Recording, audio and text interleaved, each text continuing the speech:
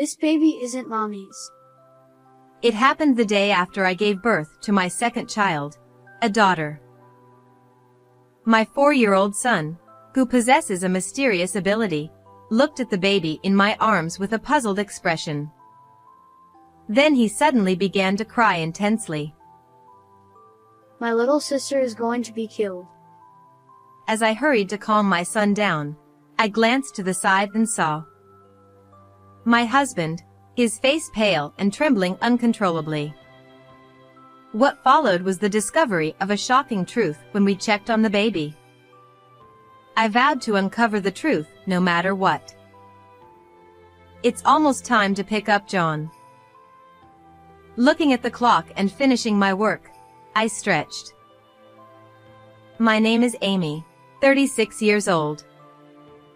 I work from home for a major advertising agency.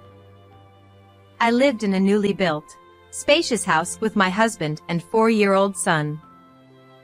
I met my husband Mark through a friend 7 years ago and got married. He graduated from a prestigious university and worked as a pediatrician at a general hospital. He had a kind personality and was understanding of my work, a husband I was proud of. Shortly after our marriage, our son John was born. When John turned 3, my wealthy in-laws built us a splendid house. I felt fortunate to have a kind doctor for a husband, an adorable son, and a house in the city. When John had just turned 4, he suddenly pointed to my stomach and smiled. Mommy, there's a baby in your tummy. What? John? John just smiled cheerfully. Though I was bewildered, something came to mind, and I went to the hospital the next day. There, I was told by the doctor that I was in the early stages of pregnancy. I was genuinely happy about the news of my second child. When I got home, I told my son that I was pregnant. John, there's a baby in mommy's tummy. You were right. Yeah. It's a girl. I'm going to be a big brother.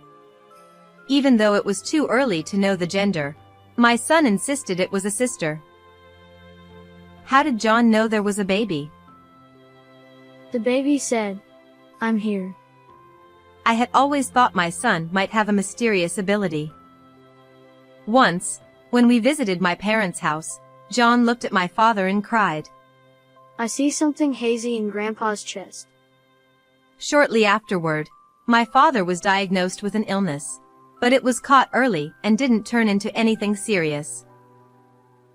Maybe John has some mysterious power. I told my husband Mark.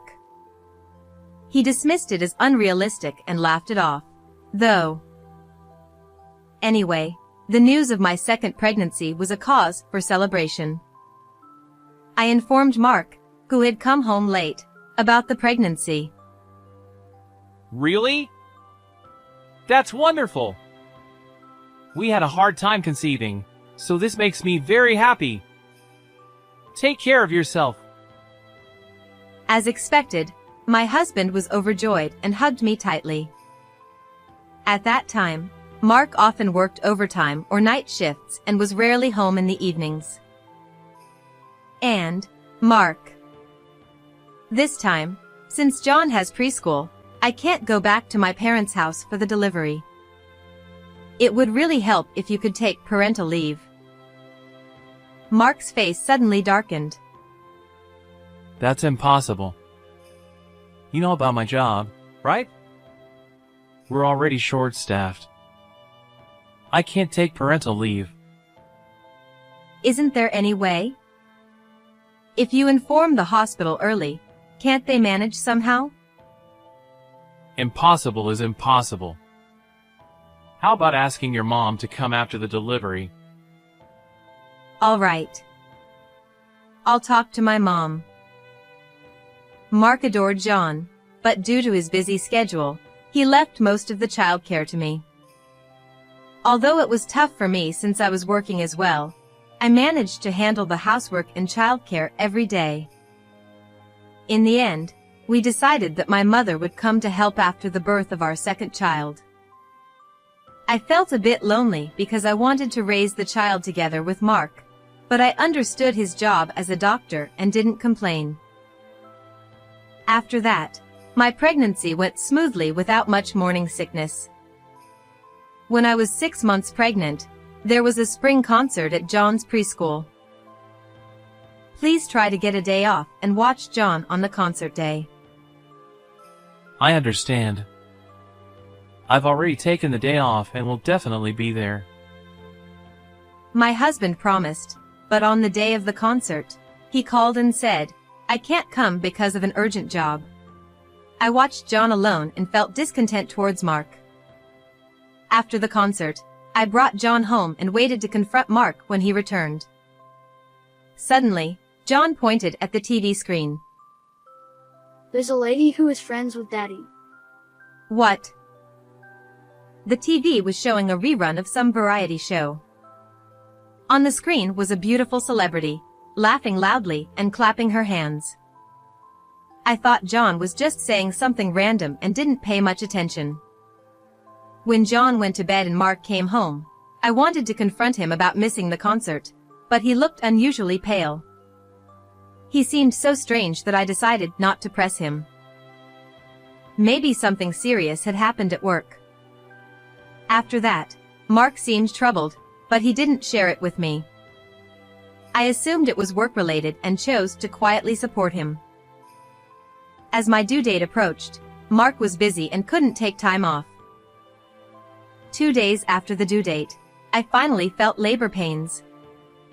I immediately contacted Mark to pick me up, but he didn't reply. Feeling disappointed, I called my mother, left John with her, and headed alone to the hospital where Mark worked.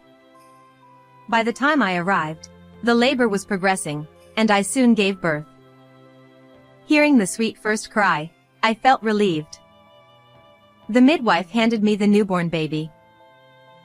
"Your name is Emily. Thank you for being born safely." I noticed a small red birthmark on Emily's back.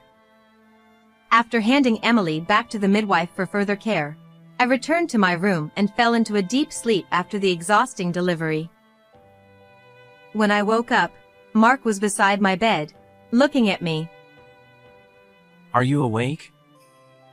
I'm sorry I couldn't be here. You did great with the delivery. Hearing Mark's gentle voice, I felt relieved. At that moment, the midwife brought the baby. I'll bring John soon. He's excited to meet his sister. Mark left the room, and I smiled as I watched the sleeping baby. A while later, Mark brought John.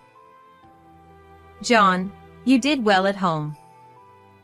Look, this is your sister, Emily."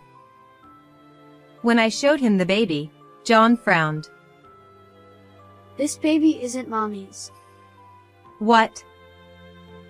As I was puzzled, John suddenly filled with tears and looked scared. My sister is going to be killed.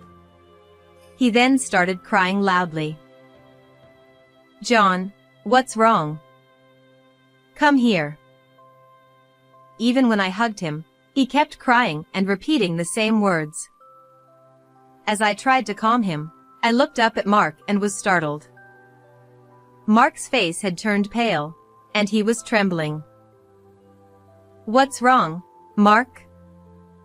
You look terrible." Mark, in a shaking voice, said, "I have something to do," and left the room. Mark was acting strangely. And John's words, "What is going on?" Confused, I started to undress the baby to take care of her and was shocked. The red birthmark I saw after the delivery was not on this baby. After having my mother take John home, I immediately called the head nurse and requested a blood test for my daughter. The next day, the results came back, and the baby's blood type was AB. I am type O, and Mark is type A. It was a blood type that shouldn't have been possible. I was deeply disturbed by the results. This baby isn't mine. How could this happen? And where is my real daughter? I was convinced that Mark had something to do with this. I tried to call Mark immediately, but I was told by the staff that he wasn't at work and they didn't know where he was. To find the real Emily, I decided to consult the head nurse first. However, on my way to the nurse station, I saw something. The moment I saw it, I felt like I was struck by lightning, and at the same time, everything connected. Late that night, I was hiding in the shadows.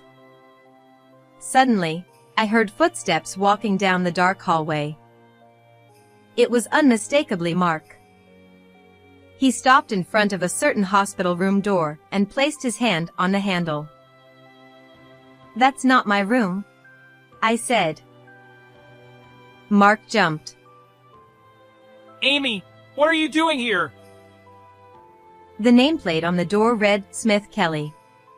It was the same name as the woman who appeared on the TV show the day of John's performance. Earlier that day, I had noticed this very nameplate. John had said, There's Daddy's friend on TV. He was right. "Why are you trying to enter Ms. Smith's room?" I asked. I have pediatric duties here. "At this hour?" I pressed. Mark clutched his head in frustration.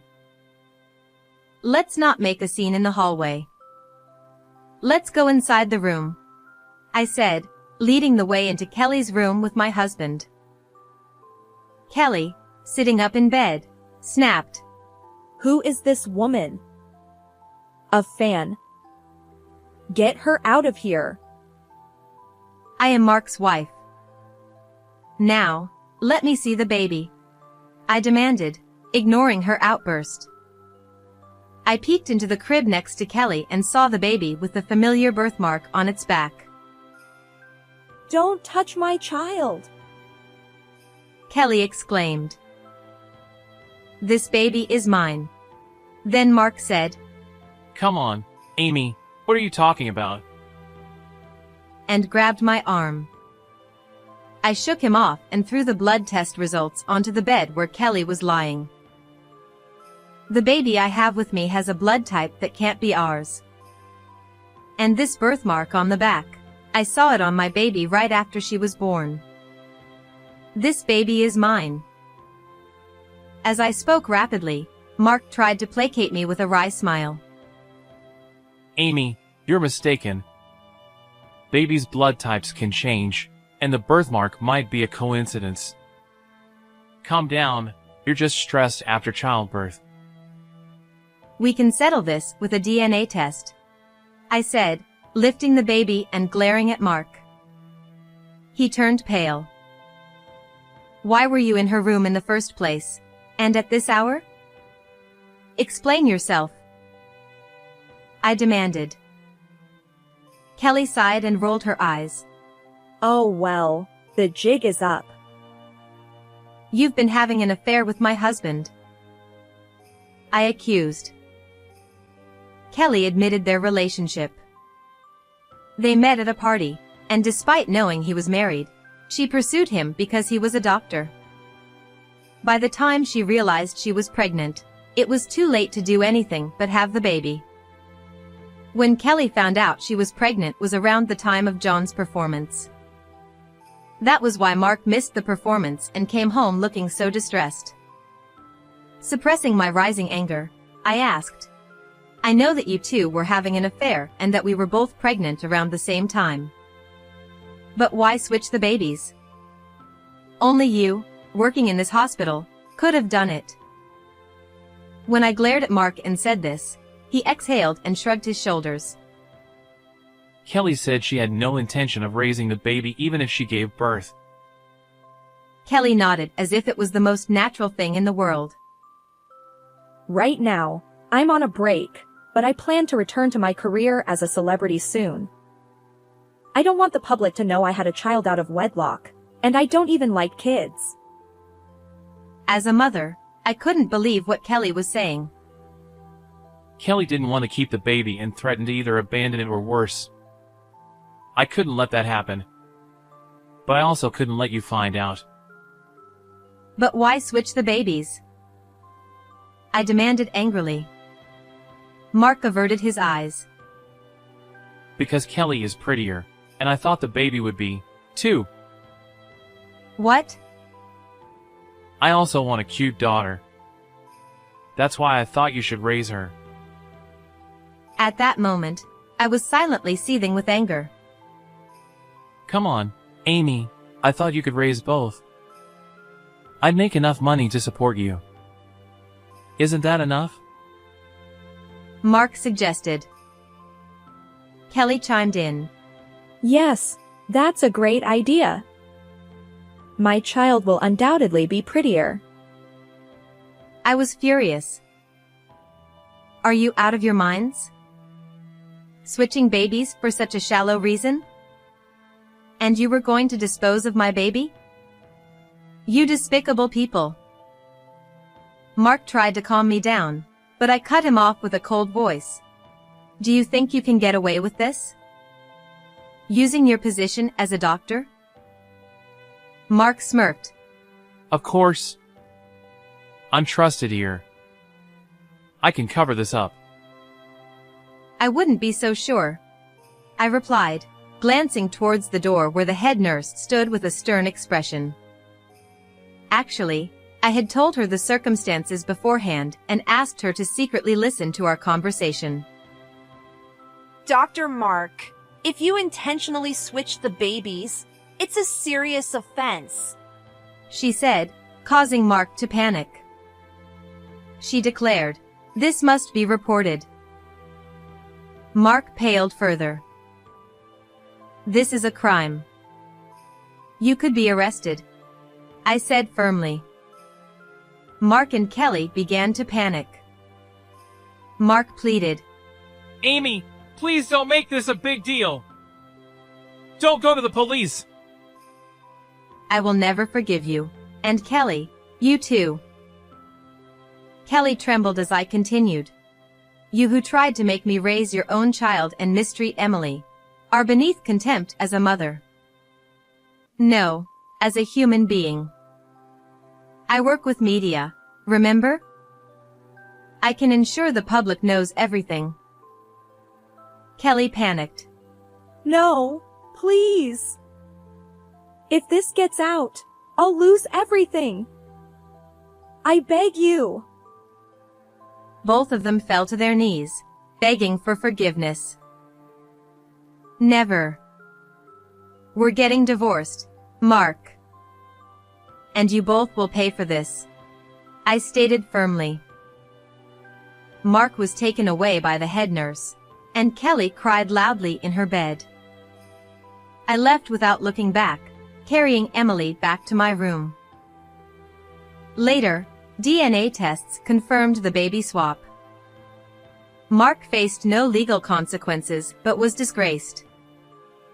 I divorced him, received $50,000 in alimony, and half of the child support up front. We agreed he'd pay $2,000 monthly for the rest. I leaked the story to the press.